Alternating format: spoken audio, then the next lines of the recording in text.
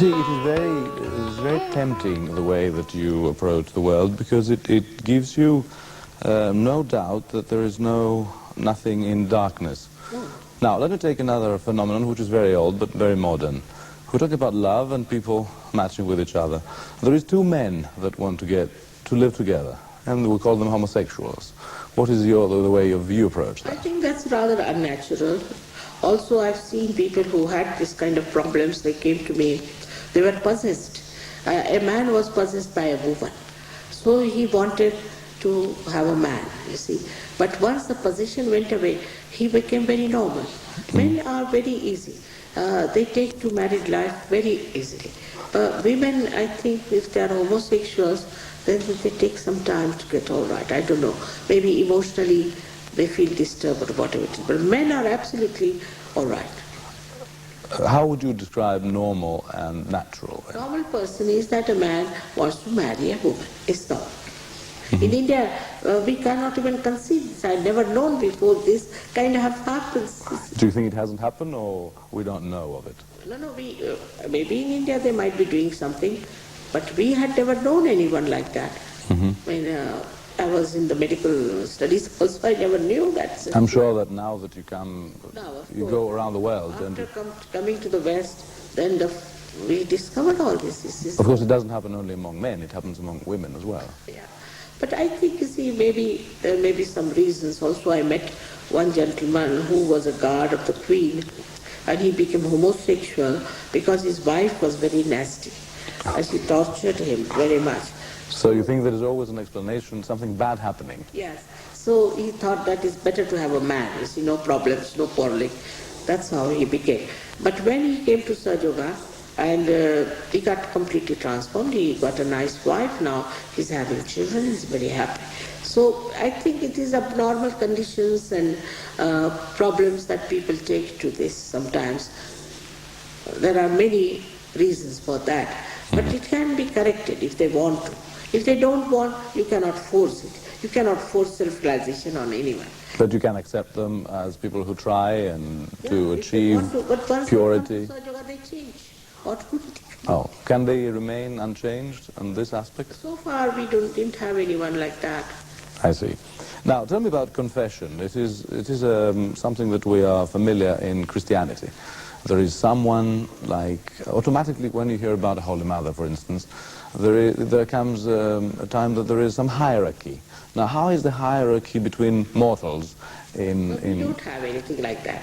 You see, when they come to Saj Yoga, mostly the Christians, Catholics and all that, they send me such thick letters describing what all wrong they have done, this, that. I don't ever read it. I just burn it off. It's not important.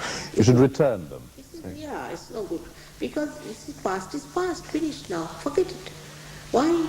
It's over. But how can they not repeat them if they're not aware that this is wrong, or there is something that they should pay attention? What happens that it's all a game of the ego and conditioning. The ego goes on telling you did this wrong, you did that wrong, they feel guilty all the time. There's no need to feel guilty or anything. It just works out. See, you are human beings. After all, only human beings can commit mistakes. You are not gods. What is there to be so much angry with yourself for that? Just, you should know that you can become the spirit, which is a pure thing. Like we say that in the pond, you see, when you are in the pond, there can be worms and all sorts of things. But when you become the lotus, you are fragrant. You are above it. Nothing can spoil you. In the same way, you get that life, eternal life. So that is true, but who tells you whether you are right or wrong? You yourself. But I tell you, because you feel it yourself. That goodness within you, you feel it yourself. You mean that when you are right, you feel it? You feel it. Even when you're wrong, you feel it? Not normally. You see, right and wrong is a different concept. It is like this, that you feel, when you get this thing, you feel within yourself that you know the absolute, because you can use it. Say now, supposing somebody is suffering from a cancer. Now you put your hands to that person and ask, what happens? You know the chakras which are catching. Immediately you know the person has cancer. He may not know, doctors may not know, but you know. Then you ask the question about yourself. Is it all right? You can ask. Because you are now one with absolute truth. So there's no question of anybody telling you about it, you just know. Like people will come and tell me, Mother, see this Agya Chakra is catching, is the center of Christ. That means that person is suffering from ego. But we never say, I am suffering from ego normally. Especially from ego, we don't. No one says that. So now what happens that when you come and tell me that my Agya is catching, means that you have ego, all right, it can be corrected. It can be corrected. Of course. Now, we are dealing with treating the consciousness and health. Now, what is a miracle to you? What is it? What is a miracle? Does it mean anything, or is it just I don't think it's a miracle. one thing among others? I mean, it's a way to... Yes, it is your to absolute. In your evolution. You see, like, first they say we were chimpanzees. All right, take this case, chimpanzees. Now some chimpanzees became some other human beings. That, all those human beings have no more. Now we are there. So there's a big gap between us and the chimpanzees. Like us, who are realized souls, and human beings, there's a gap. Now how many human beings will become the spiritual beings, you can't say. They should. According to John, it is only 144,000, but I think we have already crossed the limit. According to John? John, the disciple of Christ. Oh, I see. So you quote the apostles. Yes. I see. So, but maybe his counting was wrong because we have already crossed the limit, I think. Whatever it is. So now, when you become the spiritual being, then these people are left behind. Now see how we are destroying ourselves otherwise. See, this AIDS business. You go to America and you are shocked. People are so nervous, they have schizophrenia, they have this disease, that disease. And all kinds of destructive things now, listening to this horrible music, they go deaf and they lose their hair and all kinds of things are happening. But always they take to something destructive. Everything, like a man sees somebody going in the pub and coming out and falling down. Another one pays to fall down again. I mean, you see, you can't see that this is destructive. But after realization, you see what is destructive and what is constructive. So a person who is realized starts rising much higher than the person who is not realized. And there's a big gap I find there is. But it can be crossed like that. In 1 month's time, he can change. In 1 month's time? He becomes an expert. That's a very quick process. Now tell me, in all religions there is different stages, grades, as you grow up. Now, is there an education for small children? How are they introduced in the system of yoga? Young children. See, young children, if they are born realized, they immediately know me. So they can do that at what age? You see, even very little babies. Really? They see me, they start smiling and just talking Oh, to me. Yeah, it's very sweet. And on the whole, children are very good for realization because they're pure souls, they're innocent. They're the best. I mean, normally, you see, nowadays, of course, we are getting very much worried about children because they're getting spoiled and this and that.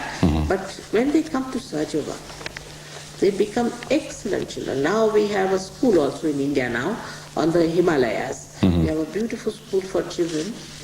And everybody says they're so mature, so wise, so sensible, so respectful.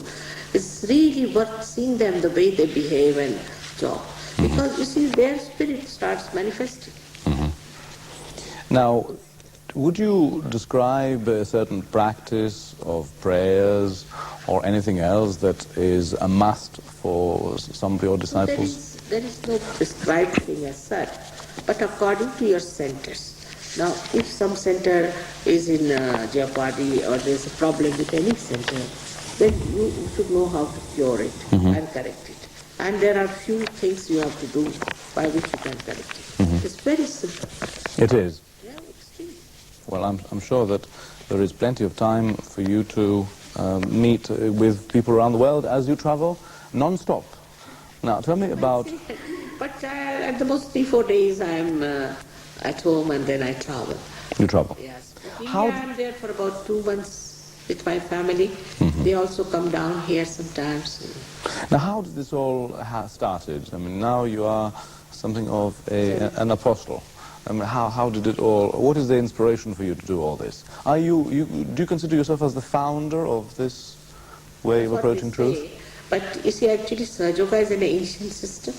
As I told you, it was only for one person they used to use. But what you say, if I am the founder of this mass movement, I am. Right. But it is all there already. It was there, all these things were there. Only thing, if I have worked anything, is the permutations and combinations, as I said, about human beings. Why is it that they cannot get mass realization? Any discovery, whatever it is, if it cannot be used by masses, is useless. And I have worked it out, and it's done. It is a system that approaches people. Now, how do you, tell us about your life now. You are really someone who preaches a new message around the world. How is it accepted? Very much. Because this is time, special time, modern times is called as Kali Yuga in India. It's the worst times, see. And all kinds of sins will be done, all kinds of things. They describe horrible things for this. But at the same time, there will be a category of people who are seekers of truth. And so many of them is already prophesied. William Blake in England, you see, he has written about it, that there will be men of God be born in those days, and they will have the capacity to become divine and make others. It's clearly described. So him in another part of the world with his own education reached with his means what you reach in other ways. Do you have relationships, or do you meet with people who are leading figures of other religions? Rather difficult. Why? Because, you see, they have set ideas. And most of the religions are either power-oriented or money-oriented. They are not spirit-oriented. I see. Well, that is very serious. It's a big problem, you know. If they were spirit-oriented, I would have loved to meet them and talk to them. But they are not. You see, this is the big problem. And would you say you consider the people that follow you and live with you as a church? Same thing with I was born in a Christian family myself. I see. But then do you think it is as easy for a Christian as for anybody else to reach out and find this way? Christians abroad are all right, because they think that they have started now thinking that they have to have something more than the church. The church is not sufficient. Like they are now closing down all the churches everywhere. So there's something has to be found out. But Christians in some places like India are not like that. They are not seeking. They think that the Christians abroad are saintly people, you see. Also some of them believe that Christ was born in England. Can you believe that? Well, I'm sure that if Christ appears like in a British gentleman, because the system we have made out of him is not Palestinian at all, and you realize that there is a twist anyway. It is ignorance, complete ignorance about even Christ is there. But after Sahaja Yoga you realize who he was, what was his greatness. And really, I mean, you know what important work he has done. Without him, I could not have managed Sahaja Yoga. All of them are very necessary. And he is the last gate we have to open. And that's what he's done. But how contradictory we are. Like we say that he suffered for our sins. Still, why should we suffer now anymore? It's very contradictory that we should suffer for Christ. Why? You know, Father likes you to suffer. Why will he like you to suffer?